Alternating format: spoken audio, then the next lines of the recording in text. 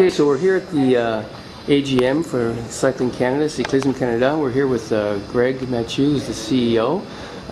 Greg, it's been a fabulous weekend, lots of activities. Can you sum it up for us? How did it go this weekend?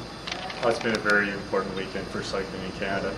We had the opportunity to recognize our Olympic and Paralympic athletes on Friday night and bring out the cycling community, the who's who, the alumni and the corporate supporters. So it was a great event, and we're very fortunate to have the support of people like yourself to promote it and to be there to witness it, and also to now communicate some of the messages coming from it. We're very proud of our athletes, very proud of the progression of performances we've had over the last 4 years leading into London, and we think it sets us up well going forward. On the governance side, of course, our board of directors have had an important task this weekend, which is to deal with the aftermath of the USADA findings, and particularly as it relates to Michael Berry, our own Canadian athlete who was implicated in it. And there are things that we've had to do as a national sport organization. There are things that we want to do with our parent body, the UCI, around their approach to anti-doping going forward. Will we see some adjustments to any of the codes in Canada, or how we're dealing with doping?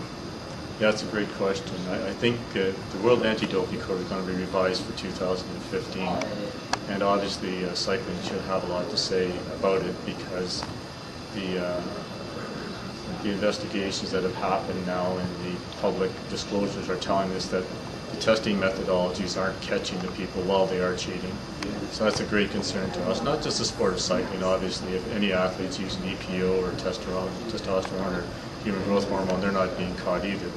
So the World Anti-Doping Agency has to take a hard look at that, and we want to make sure that we have an opportunity to reflect on that and provide our input both directly through the Canadian Centre for Ethics in Sport, which is our national anti-doping organization, and to the UCI directly, our parent international federation.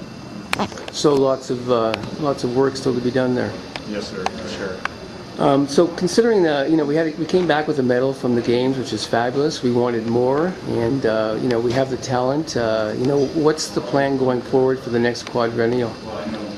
Well, I think we've learned a couple of things. Number one, we've learned that the non-Olympic years, the other countries aren't necessarily putting all their best athletes out there. That they're some of them are very definitely peaking only for the Olympic year. And we saw that in the Paralympics as well, because there was about a 20 to 25% increase in athlete participation in the Paralympics over the previous Paralympics. But yet we didn't see that at the World Cups along the way. So I think it sort of tells us that a lot of the countries have a larger group of athletes that they can put into the international events leading up to the Olympics. And for us, we have to broaden the cohort of athletes, especially in the first 2 years of the quadrennial, 2013, 2014, make sure we get more Canadian athletes out there, and then start to narrow it down. So we need a broader group of high-performance athletes, and that's our work with the provinces and territories to get those athletes into the system and start to develop them. Now we're seeing some very nice Paralympic results over the last while, and that's got to be a good testament to our program. Can you tell us more about that? Well, I think what we're seeing now is that there's a much more defined legitimacy to paracycling and to all of the sports under the Paralympic umbrella now. So as a result, I think maybe more people will have an interest in coming into sport and using sport very intentionally to have kids that have injuries that they want to recover from, or other people that have afflictions that allow them to get into the Paralympic movement. For us, obviously, Quebec has been the strongest proponent and has done the most work at the grassroots level, but we now see Alberta, BC, and Ontario contributing, and I think that it's a matter of time before we get a full pan-national kind of para program. Obviously, the opportunity to build track cycling within paracycling is going to be a big opportunity going forward as well. So with some of the new races coming forward with the Tour of Alberta and the Milton Track for 2015, coming into the province of Ontario, what are some of the initiatives that Cycling Canada has on the go with those events? Well, specifically with the Milton Velodrome, I mean, this is the opportunity for us to have a real cornerstone facility in Canada. It is our national training center, and track and road are very compatible, very symbiotic. So we believe that most of the endurance activities that we'll engage in on the road will be centered around Milton as well, with our age group development athletes. Obviously, the programs within the track are going to be fantastic for us to give us a chance to grow that group of athletes, because in all honesty, our program over the last few years has been a hothouse program, taking some strong athletes, putting them in Los Angeles, and trying to develop them in time for the Olympic Games. But we only competed in 6 out of the 10 Olympic events. And there's no reason why this country can't be competing in all 10 of the Olympic events on the track. So that'll be one of our goals. And the secondary goal obviously will be to create the competition structure that supports that velodrome. We have to become much more proficient at hosting track events. It's not something that we've done a lot of because of our current lack of tracks. But we'll have opportunities to host Pan American Championships, North American type of dual meets and things of that nature. And obviously age group World Cups, Elite World Cups, and right up to World Championships in Masters, Paracycling, and Junior. Sounds good. The Milton track is definitely going to be an asset.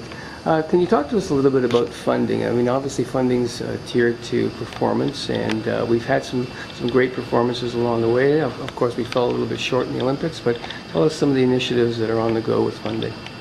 Well, one of our realities is that funding that comes from on the podium funds the leading edge of athletes, the athletes that have already made it and been identified. And where we don't have a lot of resources is to fund the development athletes, the next group of athletes behind our current leaders on the elite teams. And that development money is hard to get because on the podium doesn't fund that. And generally speaking, we don't have a lot of discretionary resources in that area. So we have a group called Vision 2020, the Cycling Canada Club, and they helped organize the event on Friday night, the recognition events that we had.